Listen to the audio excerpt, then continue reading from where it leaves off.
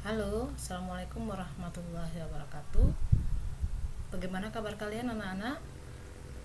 I hope you are all fine. Di pertemuan yang ini, Ibu akan membahas chapter yang kedua dengan judul We Can Do It and We Will Do It.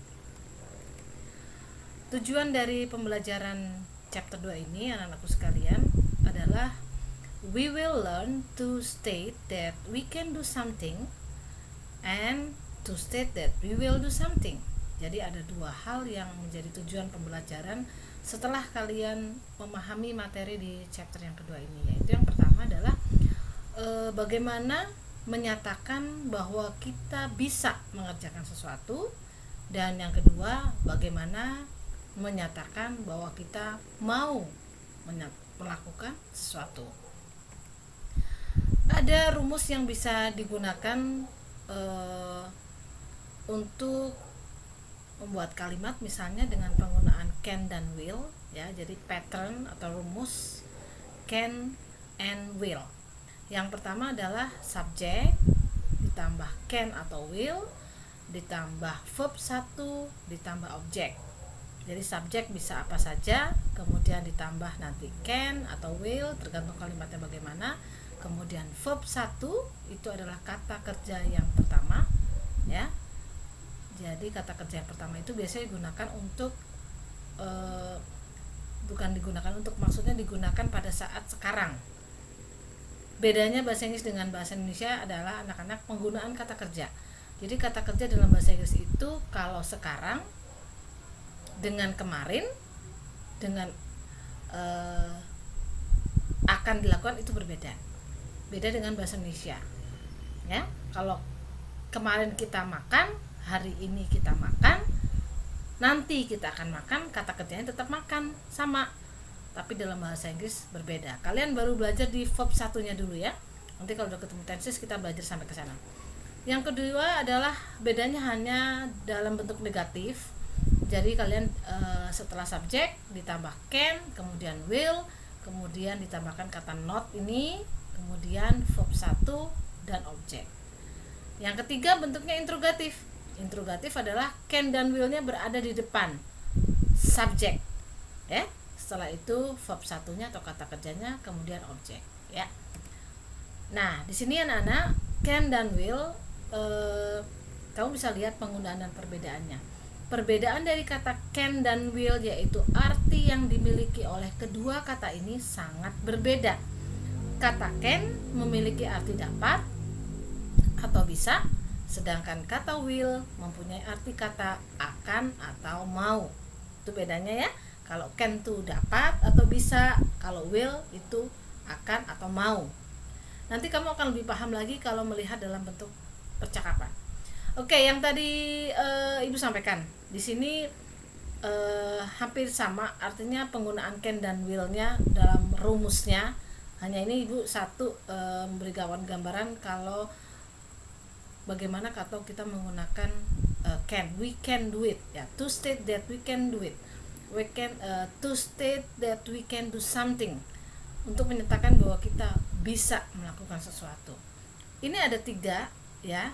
Yang ini adalah yang positif, yang ini yang negatif, dan yang ini adalah kalau dalam bentuk interrogatif atau kata tanya. Ini yang tadi Bu bilang, I, he, she, you, we, they, ini adalah subjek. Ini can sebelahnya, ya.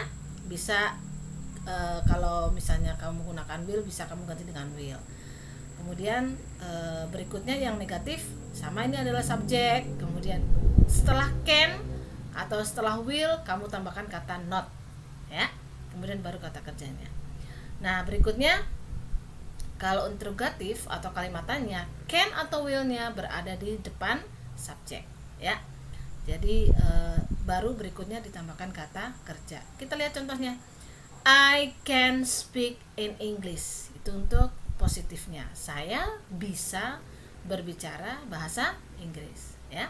Kemudian kalau negatifnya, I cannot speak in English. Saya tidak bisa berbicara bahasa Inggris. Untuk interrogatifnya, can you speak in English? Apakah kamu bisa berbicara bahasa Inggris? Ya. Nah, anak-anak perhatikan, speak ini adalah kata kerja pertama yang tadi disampaikan ya. Kata kerjanya banyak, bisa kamu gunakan banyak sekali. Karena ini berkaitan dengan di sini bahasa Inggris, kata kerja yang digunakan adalah berbicara. Ya. Kamu bisa menggunakan will kalau misalnya membuat kalimat dalam bentuk we will do it. Ya, untuk menyatakan bahwa kita mampu melakukan sesuatu. Kalau ini contohnya adalah dalam bentuk can, penggunaan can. Nah, ini anak-anak adalah contoh percakapan, ada dua ini, sebelah kiri dan sebelah kanan. Benny, can you write the message in English? Benny, bisakah kamu? Dapatkah kamu menulis pesan dalam bahasa Inggris? Si Benny menjawab, I don't think I can, but I will try. Saya sepertinya tidak bisa, tapi saya akan mencoba. Nah, itu adalah jawaban yang bagus anak-anak. Jawaban di mana dia positif, bahwa saya sebenarnya nggak bisa, tapi saya akan mencoba. Nah, itu adalah contoh sikap yang harus kamu tauladani, ya. Nah, yang kemudian yang kedua adalah di sini, Siti, I think you can ask me the question in English. Siti, sepertinya atau kupikir kamu bisa menanyaku atau menanyakan pertanyaan kepadaku dalam bahasa Inggris. Si Siti menjawab, I'm not sure, but I will try. Saya kayaknya nggak yakin, tapi saya akan coba. Nah, jadi temannya yang laki-laki ini, temannya Siti, menyampaikan bahwa Siti, kamu kayaknya bisa, kupikir kamu bisa menanyaiku dalam bentuk pertanyaan berbahasa Inggris.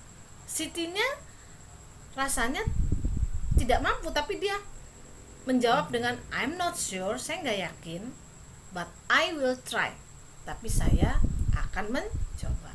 Ya, itu juga contoh yang bagus bahwa kalau kita dianggap bisa oleh orang lain, kita harus coba. Jangan seperti sebelumnya di dalam kelas, anak-anak coba siapa yang bisa mengerjakan ini, kamu bisa nak yang ini, enggak mau bu, enggak mau bu. Jangan seperti itu. Jawab dengan contoh seperti ini, I don't think I can, but I will try. Kayaknya saya nggak bisa bu, tapi saya mau coba deh. Itu jawaban yang bagus, ya. Kemudian contoh yang lain anak-anak, Siti, can you return the book to the library for me please? Siti, bisa nggak kamu mengembalikan buku ini ke perpustakaan untukku? Tolong ya. Kemudian Siti menjawab, certainly I can and I will. Nah, ini jawaban yang sangat bagus juga. Jadi Siti dengan percaya dirinya menjawab, tentu saja saya bisa dan saya akan melakukannya, saya mampu melakukannya. Certainly I can and I will. Ya. Oke. Di sini ada juga contoh yang lain anak-anak. Mrs. Harum menceritakan tentang muridnya yang bernama Siti. I am very proud of Siti. Now she can help me with the housework before she goes to school.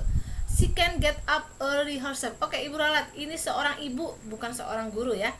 I'm very proud of Siti. Now she can help me with the housework before she goes to school. She can get up early herself. Jadi kata Ibu Harum ini, dia menceritakan bahwa dia sangat bangga dengan Siti karena dia sekarang sudah bisa membantunya mengerjakan pekerjaan rumah sebelum pergi ke sekolah. Dan dia juga bisa bangun sendiri lebih pagi. Ya, jadi menurut Mrs. Harum, Siti itu ada dua hal yang dia bisa nilai. Satu, Siti can help her with the housework. Siti bisa membantunya mengerjakan pekerjaan rumah before she goes to school, sebelum dia pergi ke sekolah. Yang kedua, she can get up early herself. Dia bisa bangun sendiri lebih pagi. Ayo, siapa yang masih dibangunin orang tuanya? Kalau yang muslim, Ibu harap semua sudah bangun pagi pada saat azan subuh, bahkan sebelum azan subuh. Kalau lebih bagus lagi kalian sudah mandi, jadi sholat subuhnya sudah dalam bersih, sudah dalam keadaan mandi, ya. Jangan kalian pikir kalau misalnya bangun tidur pagi itu kalian tidak berkeringat, tidak tidak badannya nggak lengket dan sebagainya. Itu justru walaupun kita tidur, metabolisme kita terbakar, kita berkeringat anak-anak, ya. Jadi kalau bisa bangun tidur subuh, sebelum bangun tidur subuh itu kamu bangun kemudian mandi, ya. Nah, ini ada kata-kata yang bisa kalian lihat artinya. Very proud itu sangat bangga, help itu membantu, housework itu pekerjaan rumah, before sebelum, get up bangun, early lebih awal, herself dirinya sendiri. Ya gini itu jadi ini ada yang harus diperbetulkan. Ini early ini harusnya L-nya 1 dan ini herself ini harusnya HER, ya, seperti ini, bukan ini harus dibetulin nih. Oke. Anak-anak, sampai di sini saja. Semoga kalian semua bisa memahami apa yang sudah Ibu sampaikan, ya. Tinggal setelah kalian mendengarkan ini semua, kalian lanjutkan dengan mengerjakan soal-soal yang Ibu taruh di Google Form. Sekali lagi, soal-soal latihan soal itu adalah untuk menguji diri kalian apakah kalian sudah memahami atau tidak materi yang sudah Ibu berikan.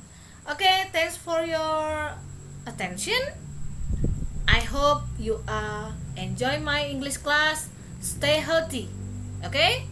Bye bye. Assalamualaikum warahmatullahi wabarakatuh.